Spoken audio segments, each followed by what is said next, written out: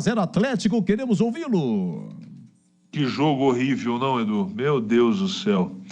10 dias para a Ponte apresentar isso, independente dos problemas de contusão, de cartão, de suspensão. O time evoluiu.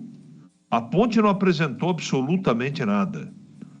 A Ponte foi um terror hoje. Talvez tenha sido, dos últimos tempos, uma das piores partidas que eu trabalhei. Fica até difícil você falar sobre o jogo para o ouvinte da Rádio Bandeirantes. Fica difícil. Comentar um jogo desse, com a qualidade tão baixa assim, dos dois times, hein? É só a Ponte, não. A Ponte conseguiu perder para o Atlético Goianiense. Ela conseguiu perder porque ela não jogou, ela não atuou, ela só correu. Sem organização, sem meio campo, as laterais não se apresentaram, os dois zagueiros batendo cabeça o jogo inteiro. O desastre só não foi maior porque o Kaique França foi o melhor homem em campo, indiscutivelmente. Na frente ninguém conseguiu jogar porque a bola não chegou, os atacantes não participam do jogo. O Elvis, é constrangedor ver o Elvis dentro do campo. Ele se arrasta completamente fora de forma. Eu não sei até quando essa situação vai permanecer. Nós estamos entrando no mês de julho,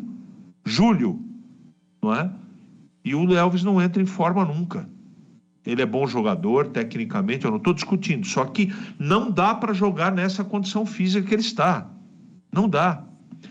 Mas ele não é o único culpado. A montagem desse time é um desastre. O comando não consegue extrair desse time desastroso tecnicamente, mais do que está jogando.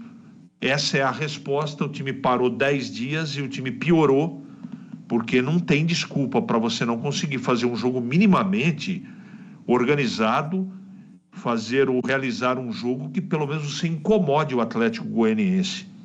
O goleiro do Atlético, ele assistiu a partida, ele ocupou hoje o melhor lugar do estádio, o mais confortável, como goleiro do Atlético Goianiense, porque a Ponte não incomodou em nenhum momento. Uma vergonha, um escanteio no jogo inteiro. E o que mais me chama a atenção, Edu, a qualidade técnica, a maioria das pessoas sabem que ela pouco existe, mas a intranquilidade, o nervosismo, a quantidade de erros de passe do time é um negócio absurdo, absurdo. Então o que eu vou dizer, não é? Ele vai na coletiva, ele vai dar suas explicações, mas ele vai calcar a situação da explicação em cima do desfalque. É significativo? É, mas não é possível que esse time apresente tão pouco assim, ou não apresente nada numa partida de 90 minutos. É muita coisa para falar em 2, 3 minutos aqui, é muita coisa.